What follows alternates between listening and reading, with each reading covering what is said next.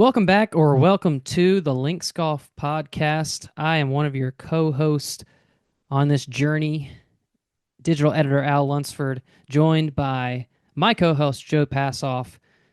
Joe, wherever someone is listening to this, we are actually starting for the first time on video, so you might be joining us on YouTube and seeing, putting a face to the name for the first time.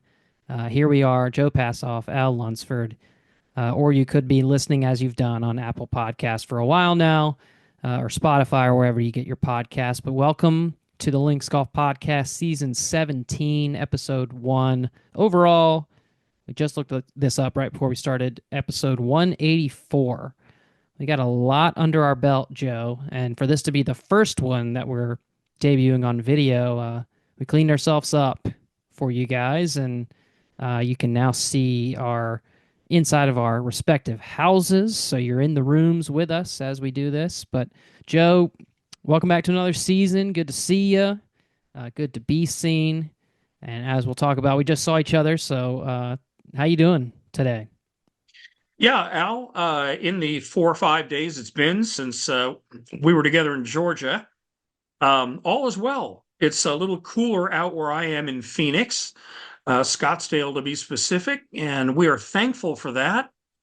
And I put on a clean shirt for the occasion.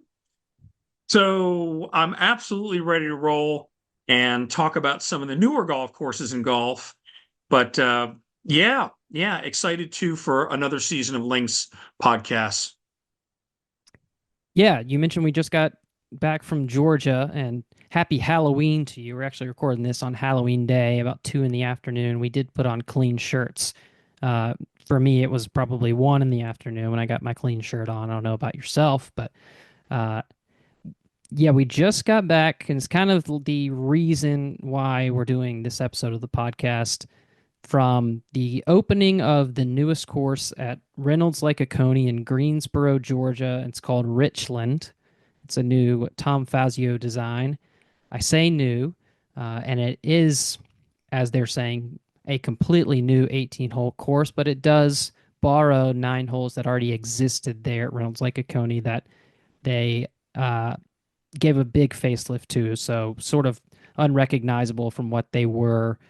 Fazio and Brian Bowers. We got to say hello to those guys, and they told us a little about what they did. But Joe, before we get into what we're going to look ahead to in terms of new course openings next year that we're really excited about, and public course openings for that matter, uh, what did you come away with from Richland? What were your impressions? I thought it was a really good golf course, a lot different than what they have there at the rest of Reynolds Lake Oconee. This one is private, so it's members only, but you can play the 5 other courses if you stay at the resort at Reynolds. So you may be able to get a peek at it, play as a guest with a member if that came to fruition. But your thoughts and impressions of Richland, Joe? Well, I'll certainly share what I've got on my mind about the new Richland golf course. I do like the fact, as an aside, that a lot of podcasts these days like to air their dirt. They like to air their dirty laundry stories, and we here at Links are airing clean laundry stories. So let that just set the tone for where we're headed today. And with that, I'll dispense with all laundry references and pick up at Richland at Reynolds Lake Oconee. As you mentioned, I mean, this is one of the most prominent properties for residential and resort in North America. Not hyperbole to say that. They anchor the resort aspect through a Ritz-Carlton Lodge, which has been around about 20 years. And they have golf offerings, both public access and strictly private. So the variety is amazing. They've used different architects for different projects, which lends further variety. The kind of land, the type of property and terrain that existed for each golf course also has remarkable variety. And I think that's where we start in evaluating the brand new golf course. Yes, 9 old holes that were retrofitted, and then 9 brand new holes. And how do you make that a cohesive golf course, number one? And number two, what do we think about it? So, yeah, I mean, you mentioned right at the onset, very good golf course. And I mean, let's be honest, does Tom Fazio ever create any golf courses that are not at least in the very good category? I mean, generally, Tom's working with a good budget, and he had one here. But yeah, we go back to the late 1990s when he created what I believe was the third course for Reynolds specifically. Then they acquired another one and eventually built a couple more. But in the late 90s, 1997 to be precise, he built two nines that were, uh, let's see, he had the Bluffs nine, which is the one that we're talking about. Man, the other nine name escapes me right this minute, but then in 2000, 3 years later, he built the Cove nine. So the Bluff nine was siphoned off from the existing 27 hole golf course, and that became 9 holes of the new Richland golf course. Okay, why am I emphasizing all that? Old nine, what the name of the nine was, is because architecture to a pretty good extent has changed. Preferences have changed from what we were building in the late 90s and what was the most popular style, what did best in the rankings, and that kind of thing. Tom Fazio's been more or less immune because generally his courses fare well in every era. But that was my first thought is how do you make that work? Kind of 90s style architecture, uh, routing and bunker placements and shot demands and so forth, with what people are demanding a little bit more of these days, lay of the land. If not necessarily minimalism, not features that have been maxed out like they came from a Hollywood set. So that was sort of the starting point for me on how well these two nines came together, old and new, to form a complete golf course at 18 holes, and then also what was done differently from architecture in 2024 to what was done in 1997. And I had not had any previous experience at the Bluff Nine or the national course for that matter. Ridge was the other nine that you were looking for Thank when you. you're Yep. searching for the name. But it did appear to me when the course is split up like this. So you play the first 5 from that Bluff Nine, and then 6 through 14 are the completely new 9 holes on this 75-acre piece of land. And you go back across the street and play the final 4 holes of the Bluff Nine. That's how you get your 18. And almost, you know, it felt to me like you were stepping, like you took a wrong turn somewhere and you were stepping on a different golf course once you got to that 6th hole. A lot less hardwoods, trees out there. This native wild grass that they have framed the holes with that is beautiful to look at. Not so beautiful if your ball ends up in there from a playability standpoint, as Tom told the group of us there, should be called hate grass instead of love grass for its lack of playability. But there's this juxtaposition. It's kind of intrigued me. There was a similarity in the bunkering and the greens out there, the grass types, of course. So you didn't really feel like you were playing a completely different golf course, but the setting um, twisted you around a little bit at first, and it was engaging, highly engaging, and a lot of fun to play the different new holes, but a lot of respect for what was already there and how they brought it all back together. I love the closing 4 stretch of that Bluff Nine, where you have one of those elevated par threes at the 16th. That's like a drop shot, 200 yards, and then the 17th cross cutting creek feature that goes in the front and around the right side of the green. beautiful set of holes to end the round there. But the middle stretch was really engaging and fun, I thought.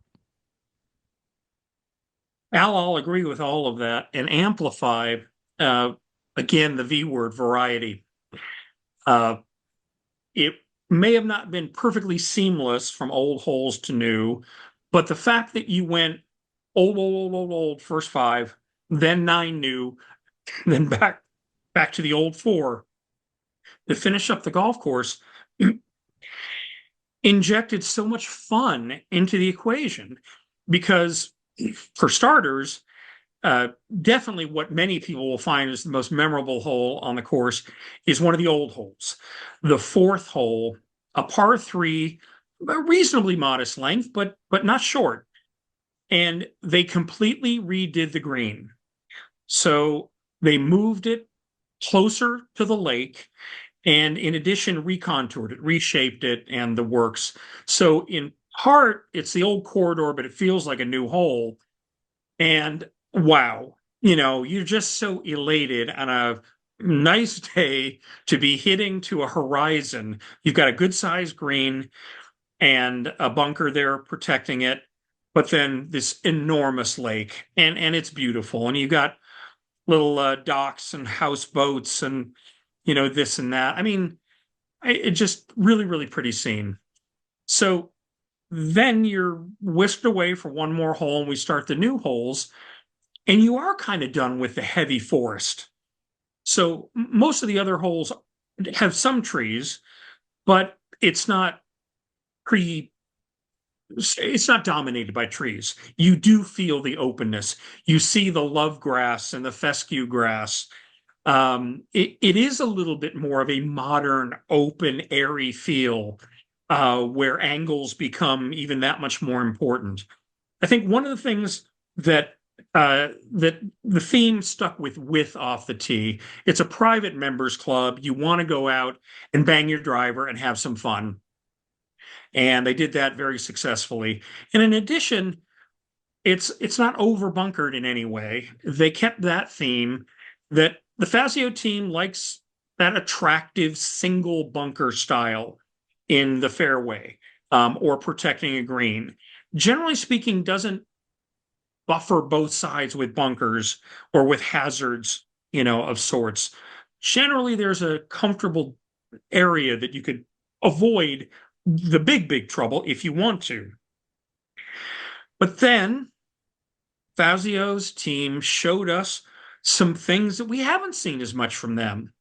And it's interesting you mentioned earlier associate architect Brian Bowers, who's been with Tom for 25 years, but did not work on the original national golf course. So he could see what was there, but didn't have the preconceived, here's what I did then and how do I do it now. One of my favorite holes of the new nine was the par 5 eighth, which swung down the slope and then a little slight but pronounced curve to the left.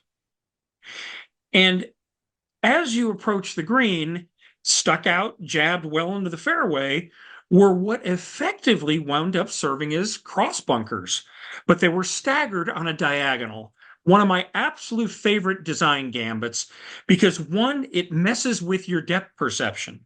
And you're trying to think when you're far away, are those hugging the green? Or are they hugging the left side of the hole? And then you get around the further down you go, and you'll get some extra roll on the downhill.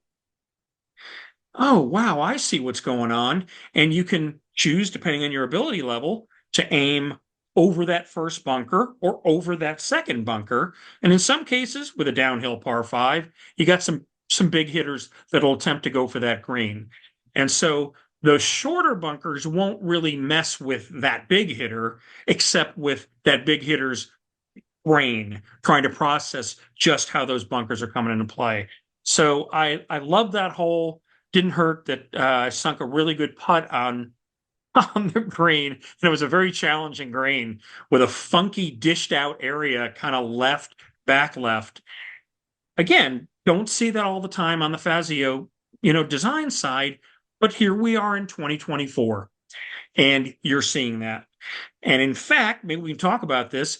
Maybe what distinguished most the nine new holes from the nine old, where there was definitely some more intricate interior contouring on those new greens. So again, you want a little variety from course to course, and then the new versus old. You absolutely have it with this private course, the new one called Richland at Reynolds. Great point. I mean, who wants to play a course where every hole looks and feels the same and it's over and over again repetitive? It's a big change from that waterside par three fourth that you were talking about to a hole like the eighth, which had a completely different style of play. But I three putted that eighth hole when we played. I ended up on the wrong side of that spine in that funky little area on the left where the pin was, and had to play up down a hill, try to get one to stop, and not so fortunate on my end, but it's one I would want to play again, certainly, if I got the chance to. So, really cool thing for the members there at Reynolds Lake Oconee to be able to play. Yeah, and the other par five that was new, I think, is 12. And you go down the hill and then back up the hill. And it was a gull wing green. You had these two plateaus on the far left and the far right.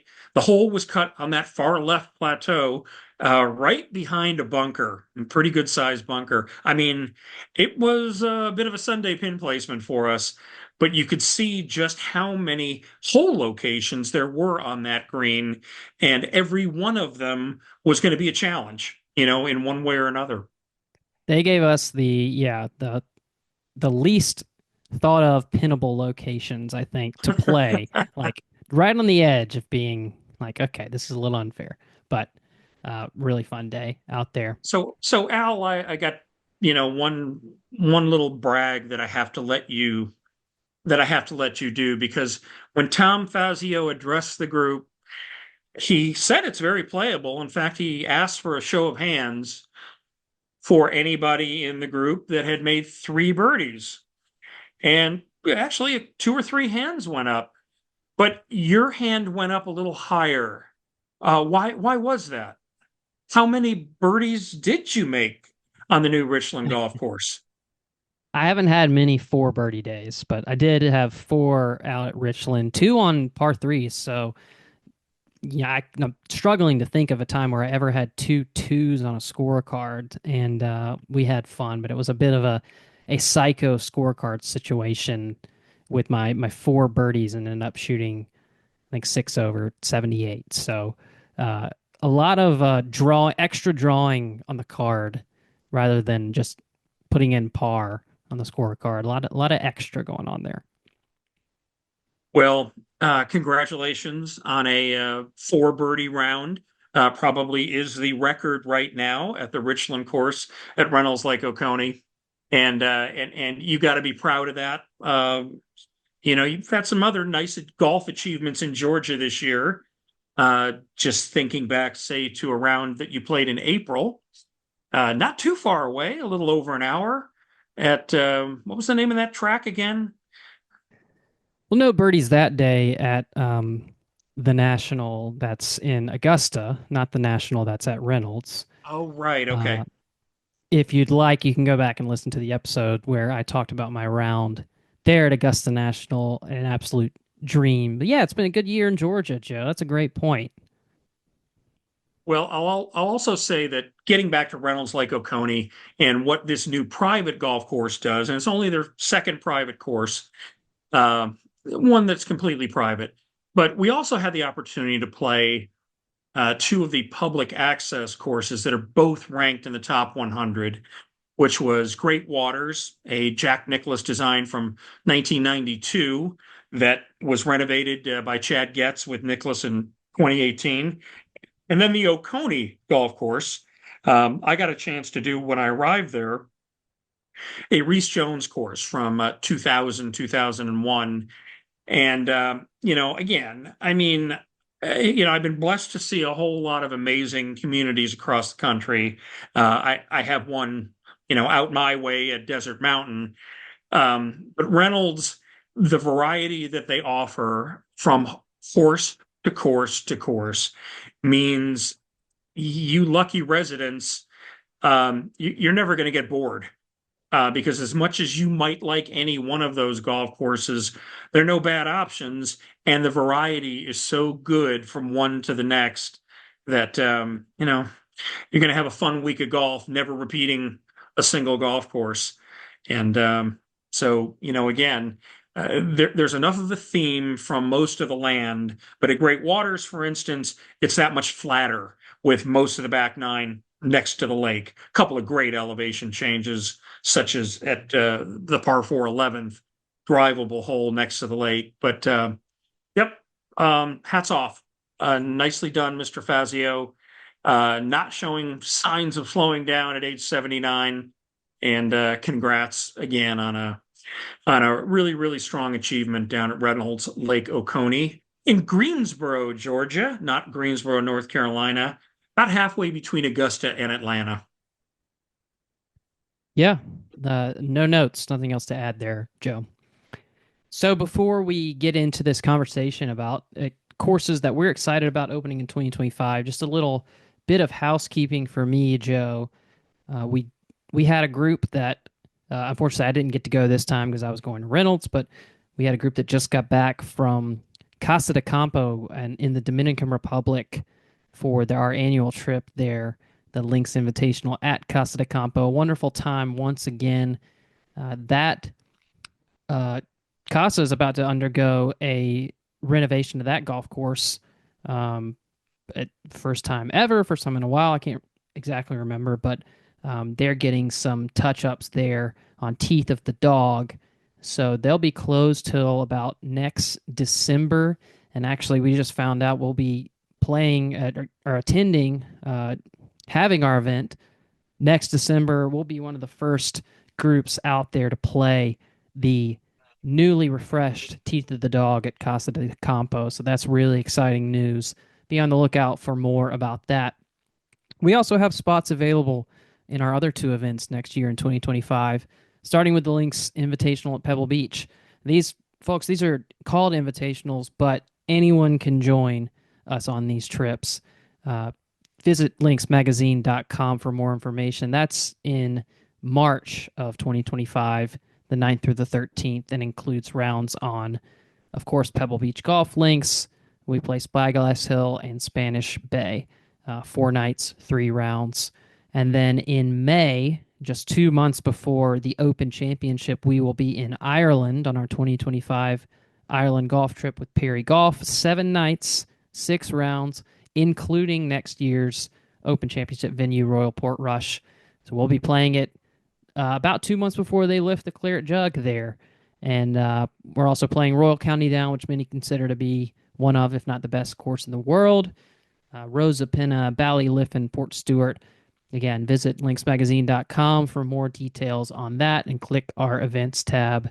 Okay, we've covered that. We look forward to seeing you guys, any of you listening, maybe at those events next year. That being said, where else can you go next year for the very first time?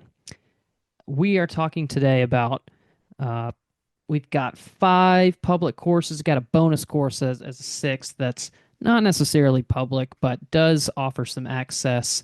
More on that to come. But Joe, these are brand new courses that are set to open next year that are all public. Anyone can go out and play these once they open. Good mix, too. We got a couple of Regulation 18s that are set to open, and then a few short courses as well. And then that private club is 18 too. So a nice mixture of things to talk about here, Joe. I want to start with one whose name was just unveiled, 2 weeks ago? It was right before that Reynolds trip. There was a big media group that went out to Brewster, Washington, and the golf resort Gamble Sands to have a preview of their next 18-hole course design from David McClay Kidd, and that was called Fitting for Halloween Time, the Scarecrow. Really, really cool name, Joe, for a golf course. Definitely, Al. Fits the season. Maybe we'll have a little John Cougar Mellencamp playing through the speakers out there with a Scarecrow on the loop. Um, I'll try to come up with another Scarecrow reference or two, but we don't even really need it. Um, what an addition that is going to be to an already uh, unique draw in golf. Gamble Sands is one of those that has a bit of mystique, a bit of lore to it, kind of like Bandon Dunes, where you're going to take an entire day to travel to get there. But once you do, what awaits you is some seriously good golf. Uh, as I mentioned, this is the second 18-hole course there at Gamble Sands, joining the original Sands course built in 2014. And then in 2021, they added a 14-hole short course called Quicksands. So by my quick math, you got 36 plus 14. The 50 burger of holes at Gamble Sands is what they're going to reach once this opens. They set the open date for August 1st of 2025, but you can go ahead and start booking rounds there from what I understand. And this course, it sits a little bit higher. It's on a little bit smaller piece of land than that sands course is, but you still have some pretty wide fairways. From what I read, the greens are going to be smaller, and it's kind of on this what they call a twisted saddle of rolling terrain, and Riverview Ridgeline abuts their apple and cherry orchards there. That are owned by the Gebbers family, which also owns Gamble Sands. So, what do you know, Joe? I know I haven't been to Gamble Sands yet, and this is yeah. As they keep going on and on, it's like all right, there's more reasons to get there, and it's really climbing the ranks as sort of this bucket list type of destination in the States. But you've been, I think, right, and seen the Sands course. So what do you know about this mysterious place and why this next new course is going to kind of vault it into another category? Yeah, I mean, it's mysterious maybe to some in the East because it is a challenge to get to. But, once you make that commitment, you described it as a 50 burger with 50 golf holes. I mean, this is the tastiest 50 burger you could imagine. The existing golf there, I will go on record as saying it is as much fun as any golf complex I have encountered. Fun, yes, you can have fun at Oakmont. You can have fun at Pine Valley. You better at both places. But there is such a lack of stress associated with the fun that you have on the old course, the Sands course at Gamble Sands.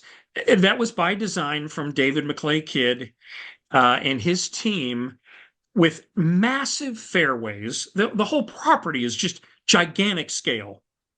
And there is a sand base. Uh, there is some decent elevation change. There are golf holes you just haven't seen before, both on a scale of the bunkers. Just like massive is just too inadequate a word to describe some of the features from the giant fairways, the giant bunkers, the giant greens, but everything made accessible through contouring, through the kick slopes that were built in, through these banks that function as like turns at one of the great southern racetracks. And that's where you have so much fun is figuring out there's the hole location, there's the flag. How do I get my ball if I don't want to fly it there because it plays pretty firm? What berms and bumps and slopes do I need to deal with? And what trajectory of my shot do I want to have before it finally lands? That is the joy of the old Sands course. There's just so many different ways to play so many different holes. And then in 2021, when he built Quicksands, which wound up being 14-hole short course, again, amusement park. I mean, just fun, at times even silly variety from hole to hole, but every one worthy. I say silly because it's a positive, that whimsy It's just something you haven't encountered before. And the day I was there for the opening, David Kidd got, I mean, he relayed how the biggest kick he could get was having a foursome play their players play four different clubs into a given par three, and that happened to us in that round. And one guy chose a putter, a woman had a 7 iron, somebody had a wedge, somebody had a 9 iron. It was that kind of thing, and that's what you're talking about when you're talking about Gamble Sands.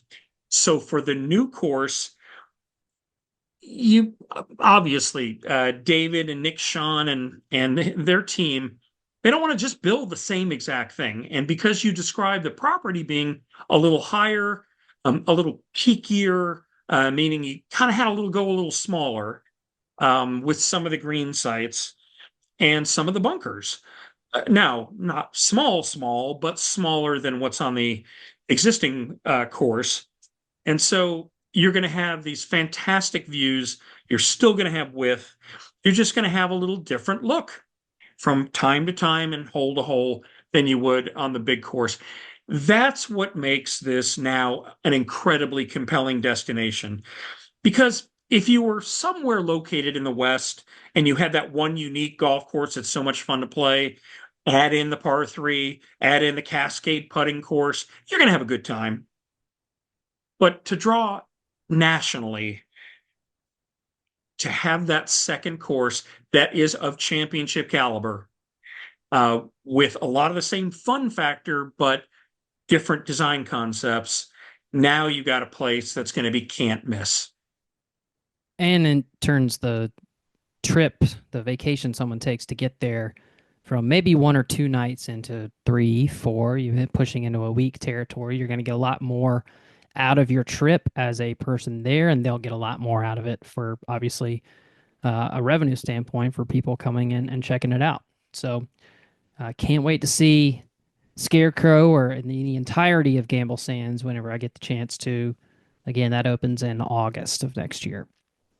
The other 18-hole course that is also an addition, a second course to a particular destination that we're looking forward to opening in 2025. Not exactly sure on the open date of this one.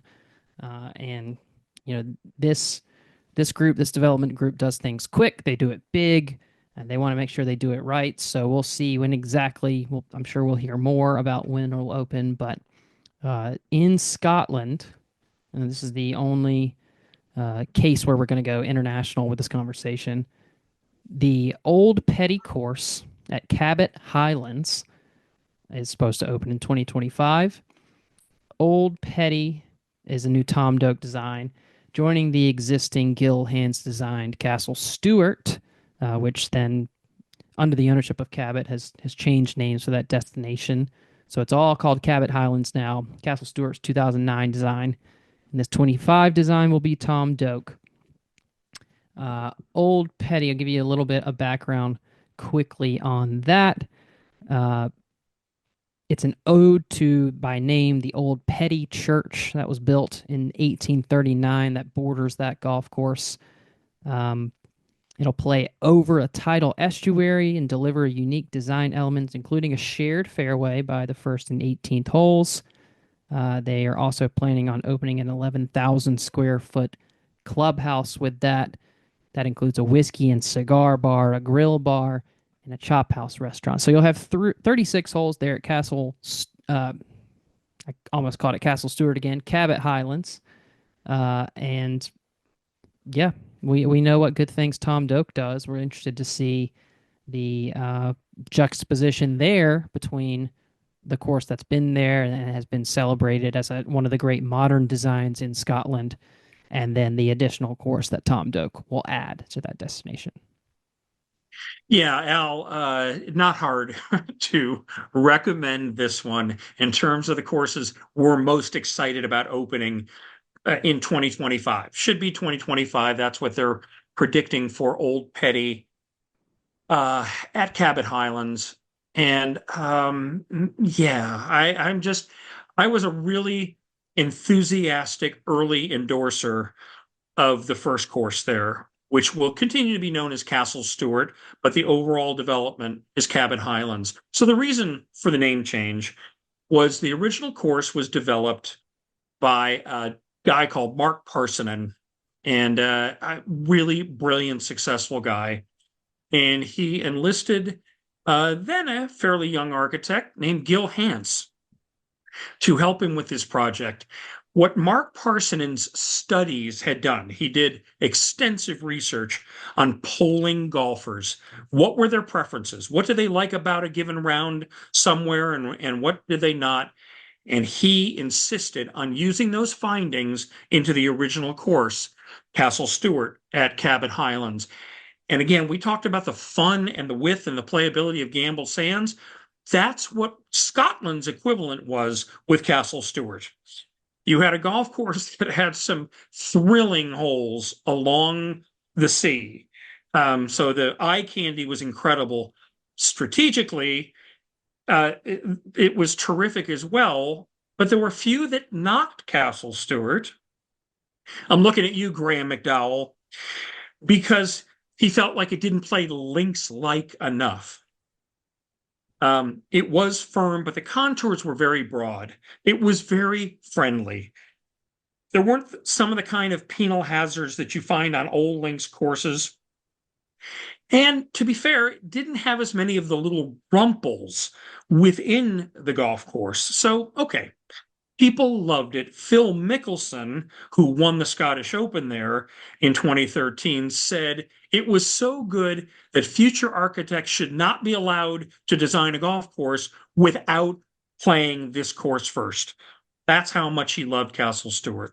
So, yep, little difference of opinion here and there, but generally speaking, Castle Stewart was worthy of its top 100 status. So, what might be different about Doak's course? Well, for an American, there can't be a stronger links aficionado. And I say links, the golf, as opposed to necessarily the magazine, maybe both. Tom Doak. When he was a student at Cornell studying golf course architecture in the early 80s, he was the recipient of the Dreer Award that was funded by a man named Frederick Dreer. And Tom was able to use those funds provided from the school to spend close to a year in Scotland and England studying golf course architecture at age 21 or so.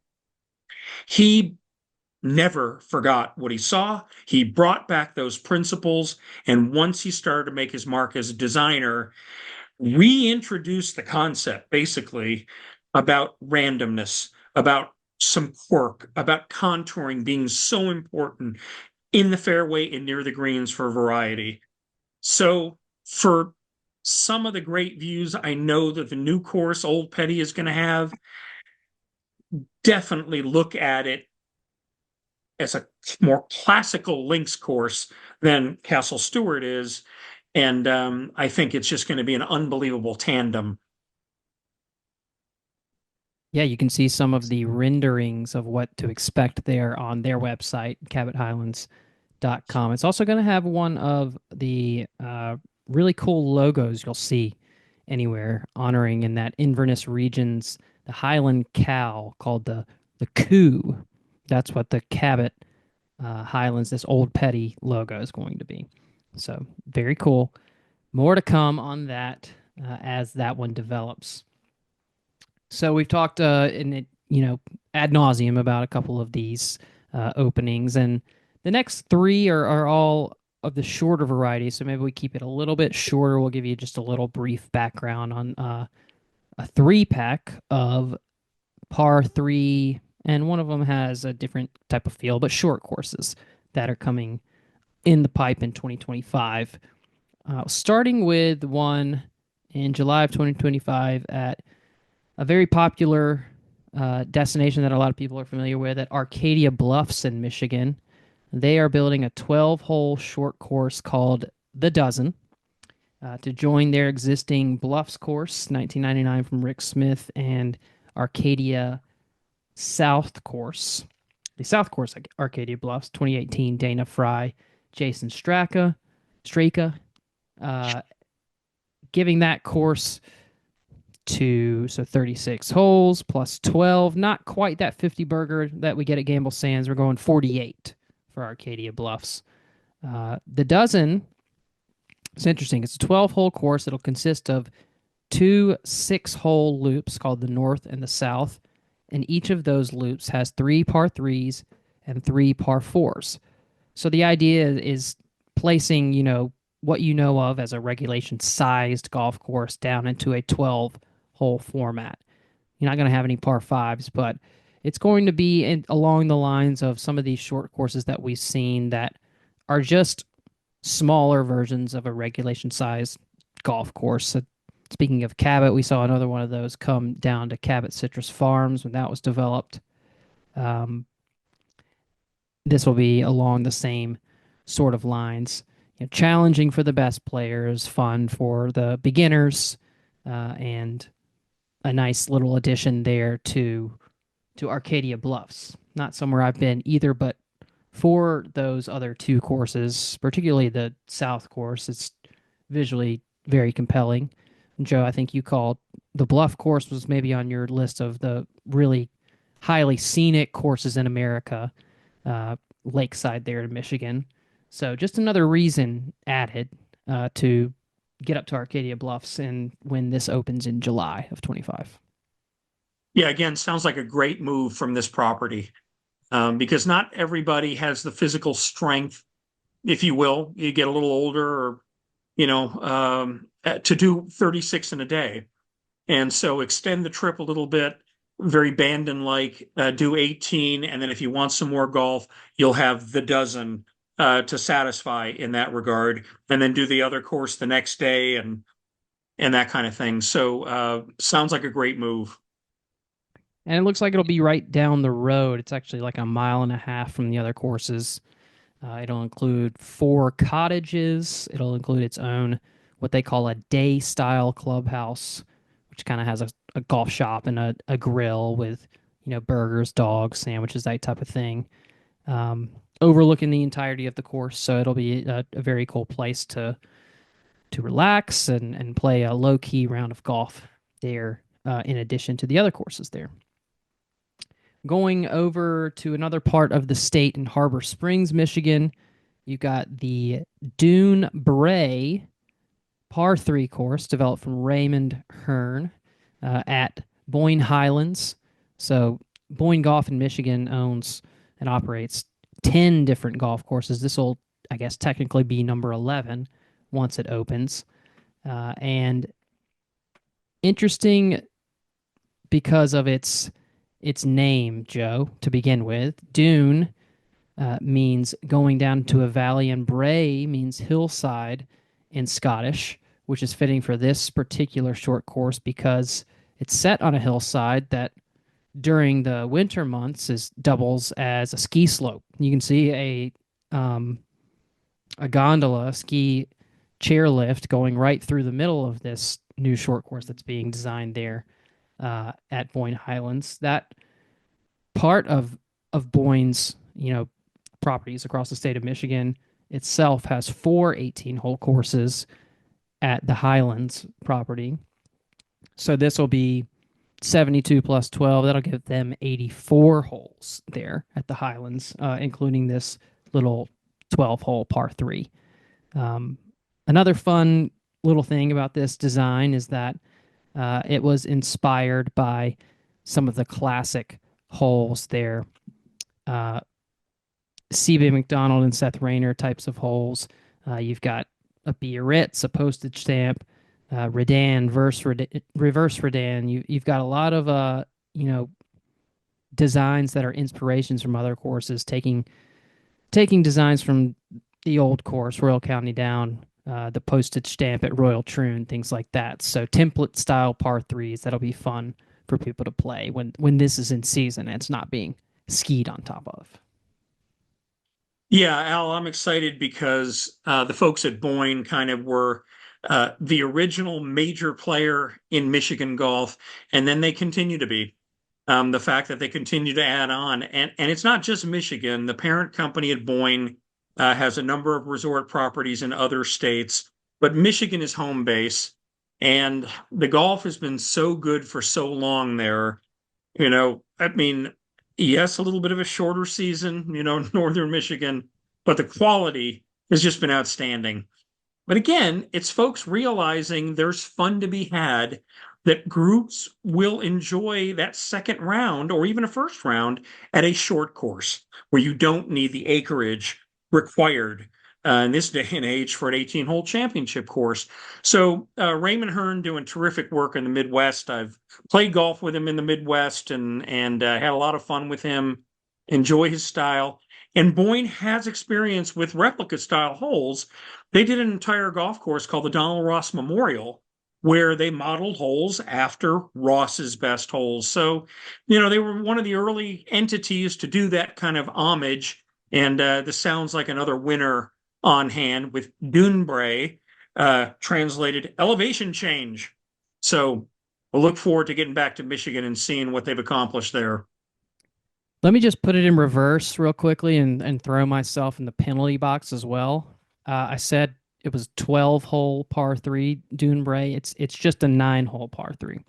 So fact checking myself on the fly here, Joe, and going back, I think I was just reading a line above in my notes back to that 12-hole dozen at Arcadia Bluffs, but a 9-hole par three there, giving them 81 holes there, as opposed to whatever I said before. That'd be incorrect. They're also adding a Himalaya style putting green along with this 9-hole par three. That'll be right next to the first tee of this par three. So making sure we get it all right, Joe. That's what it's Yeah, all. no, we're truth seekers here on the Links Golf Podcast. I just didn't think there would be as much math in today's program. So, where are we headed next, Al? The last place for in terms of a short course that's going to open, and there's a bit of mystery about when exactly this will be coming. It's branded for 2025 as well. Is Big Cedar Lodge, which you and I have both been to in Ridgedale, the Branson, Missouri area. Uh, Big Cedar Lodge, owned by Bass Pro Shops founder Johnny Morris, who's actually dipping his hand into the design of this new par three that's coming to the resort. 18 holes. It'll be called Cliffhangers, and uh, the cliff that it is hanging next to, on top of, is actually right next to that Tiger Woods course, Paynes Valley, and the epic 19th hole par three that they have there on that course. That's backdropped by this huge limestone wall with cascading waterfalls and all that. It appears that this new short course is going to be on top of that wall, kind of hugging all of that, utilizing the same sort of space. So it's reported that it's Johnny and his son have taken the lead on this design. So Johnny and John. They've also got some outside help from what I've read from Tim Jackson and David Kahn, who designed the wildly one of the wildest par three courses that I've seen pictures of. The Bad Little Nine at PXG founder Bob Parsons Private Club, Scottsdale National in Arizona. So it remains to be seen. You haven't really seen images come out of this in development other than, excavators and bulldozers in the ground with a sign that says coming soon, this new par three course. But once it does, in reportedly 2025, it'll join the two other par threes that are on site from Tom Watson and Gary Player, and the 3 18-hole courses they have at Big Cedar Lodge as well. So a big golf destination gets even bigger with another new short course in the fold. Yeah, I mean, in the day, Johnny Morris was not necessarily known for golf. He was a little happier with hunting and fishing gear. But what he and his team have done at Big Cedar Lodge to put this place on the golf map is nothing short of astonishing. And the variety in that property, you alluded to, and we've seen them on television at several of the golf courses. And maybe outside of Bandon, no one has the quality and variety of par three golf courses as Big Cedar Lodge. So I say, okay, they're adding a third, so they go up even another level. The first two are two phenomenal par three courses. Top of the Rock, which was Jack Nicklaus and actually co-hosted the Champions Tour in an event or two. The only par three course that's ever done that is stunning, absolute eye candy from start to finish. I mean, force carries and cart golf, but every hole incredibly memorable. The Gary Player course, Mountain Top, I think it's Yep. called, Yep. 13 holes, meant to be walked. I believe it is a walking course. Again, really rugged terrain, different from the lake terrain and massive bunkers that Nicholas did on top of the rock. So the variety in those two courses, and now having a golf course which promises to be even shorter and every bit as dramatic or more so. I mean, you're naming it Cliffhangers, pretty good foreshadowing that you're going to want to spend a good deal of your time at Big Cedar fitting these par three courses in, especially the new one. We look forward to seeing those. That'll that kind of wraps up our public uh, conversation here. But I did want to throw in a little bonus because there is a course by the name of Broomsedge, Joe, that's opening in South Carolina uh, later this year for preview play, fully open in 2025. Uh, Kyle Franz and Mike Koprowski, making sure I'm saying that name right, have this layout in the sandy soil of South Carolina. Everyone knows that that area is very popular for golf course development these days, but they've got a 156-acre footprint with dramatic elevation change, no rough, so the fairway just kind of bleeds into native areas with that Broomsedge grass that they're so named for. Flexibility in the setup. There's up to 20 green sites for these 18 holes that they play. So the people playing there daily as members will get a lot of variety. Love the word variety in there. But the cool thing about this private club, Joe, is that they're going to operate in that UK model that has obviously it's very popular across the pond, but some courses like the Lido here in Wisconsin at Sand Valley have adopted a similar type of private course with some public access feel to it. Now, I can explain it, but Joe, in your own words, this UK model where you can play some exclusive courses. Uh, what do you know about the UK model, and in terms of being able to play courses in Scotland and in the UK uh, by reaching out? Well, I mean, yeah, Al, I love the model. And as a traveling golfer for more than 30 years, it's just remarkable the places that we've been able to access. I mean, in my media position, sure, but even if I wasn't, and friends going over to do trips, it just isn't done very much here. And partly I understand why. Our version of private clubs usually includes that whole notion of privacy. We are exclusive. Specifically, you are going to be with your like-minded folk and you're going to have your tea times and your clubby environment. I get that. I really do. But I look at the British model, the UK, and throughout Ireland and Wales, and you have clubs that are ostensibly private with memberships, but keep times open, whether they're on certain times of the day or certain days of the week or certain times of the year, so that you and I have a fighting chance to go play Muirfield in Scotland. Yes, demand is high. You have to get a little lucky. It's the same thing with St. Andrews and the old course, which is purely public. But the fact that they allow some outside play, price it so that you're not going to get novices and inexperienced golfers that don't know how to appreciate the place. Put it in a price point where you know you're going to be attracting quality people who are there to appreciate an excellent experience. What does that do? What does it do for all those UK clubs? It keeps their dues down. It keeps their expenses down because they're taking in all this outside green fee money that helps subsidize operations.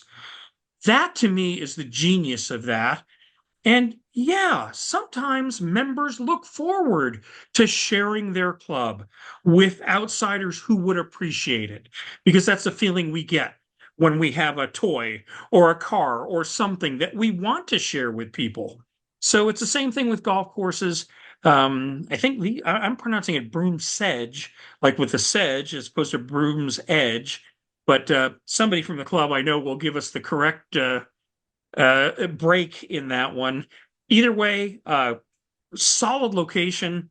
I was amused by the the press materials where one of the architects expressed that it could be influenced by Donald Ross, George Crump, and George Thomas, just to pick, you know, three of the architectural geniuses of the 1920s. Um, okay, that's pretty ambitious. But when you're passionate and you believe it and you have a site that you think can reflect a lot of the best characteristics of these three architects, go for it. Good for you. Let's see how it ultimately turns out and evolves. But liking how it sounds, loving the concept, and can't wait to see what happens in 2025 as it opens its doors fully. Yeah, absolutely. And so to round up what their access will be like, they have a heavily restricted, model during their peak months, but outside play, you can do unaccompanied guest play. There's a limited day pass lottery they're going to set up, and like we mentioned, a handwritten note or a written request to the club may be able to get you on as well. So not a total closed door policy there at Broomsedge or Broomsedge. You might be right about that Broomsedge. I mean, I feel like that We're kind of gonna. makes sense with I have the a feeling we're it's gonna find named out one after. way or the other. Yep. Yeah, yeah. Okay. So I may just have been saying it totally wrong since I heard about it in the first place. So that's Well, why we do this, people that's helping people, and we hope that we helped people figure out what's coming new next year and maybe deciding to add something to their itinerary that they uh, will be playing amongst and be amongst the first people to play for the first time. So for Joe Passoff, I'm Al Lunsford. Thanks for joining us on another episode. Hope you enjoy. Subscribe where you can subscribe, and we'll see you next time.